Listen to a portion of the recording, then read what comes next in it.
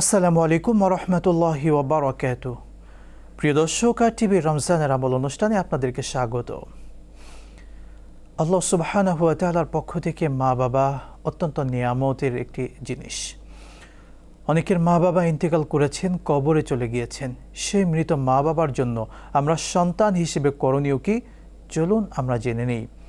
আজকে খুব সহজে জানব কোন সহজ 5টি আমলের দ্বারা আমার মৃত মা বাবার কবরে সওয়াব পাঠানো যাবে।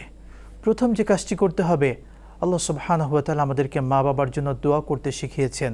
সুতরাং মা বাবার জন্য সন্তান হিসেবে আমরা সব সময় দোয়া করব। আল্লাহ পাক বলছেন, রব্বিরহামহুমা কামা রাব্বায়ানি সগীরা। তোমরা বলো, হে আমার রব, আমার বাবা মাকে তুমি খুব আদরের সাথে রেখে দাও, যেভাবে ছোটবেলায় আমার মা আমার বাবা আমাকে খুব আদর ভালোবাসা দিয়ে লালন পালন করেছেন। আল্লাহ পাক অন্যত্র সূরাতুল ইব্রাহিম শিখিয়ে দিচ্ছেন, ওয়ালিওয়ালিদাইয়া ওয়ালিল মুমিনিনা ইয়াওমা ইয়াকুমুল হিসাব।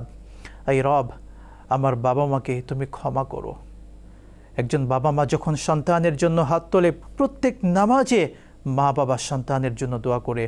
সেই সন্তান, তাদেরও তো উচিত মা বাবার জন্য দোয়া করা। বিশেষ করে যখন মা বাবা কবরে চলে যান, সে সময় আমাদের প্রথম দায়িত্ব মা বাবার জন্য বেশি বেশি করে দোয়া করব।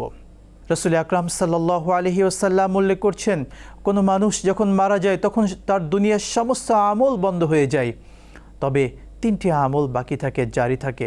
তার একটি হলো ইল্লা মিন সাদাকাতিন যারিয়াতিন, একটি হচ্ছে সদকায়ে জারিয়া। সন্তান মা বাবার জন্য এভাবে দোয়া করবে, মা বাবার জন্য দান সদকা করবে, কবরে থেকেও মা বাবা ভালো কিছু পেতে থাকবে, সওয়াব পাবে, তাদের কবরটা আলোয় আলোকিত হয়ে যাবে। এই জন্য সন্তান হিসেবে আমরা মা বাবার জন্য দোয়া করব। তৃতীয় যে বিষয়টি, মা বাবার বন্ধু বান্ধব যারা রয়েছেন তাদের খোঁজ খবর নেব। চতুর্থ যে বিষয়টি আছে, আমরা মা বাবার, তাদের যদি কোনো ঋণ থাকে সেই ঋণগুলোকে আমরা পূরণ করার চেষ্টা করব, এবং তাদের যদি কোনো ওসিয়ত থাকে সেই ওসিয়তগুলো পূরণ করার চেষ্টা করব।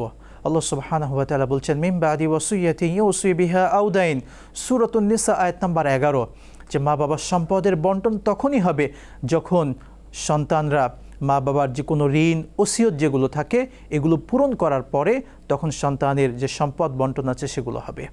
এই জন্য প্রিয় দর্শক, আমরা মা বাবার জন্য দোয়া করব, দান সদকা করব, বেশি বেশি করে আল্লাহর কাছে ইস্তেগফার করব, তাদের জন্য মাগফিরাতের জন্য আল্লাহর কাছে ক্ষমা চাইব।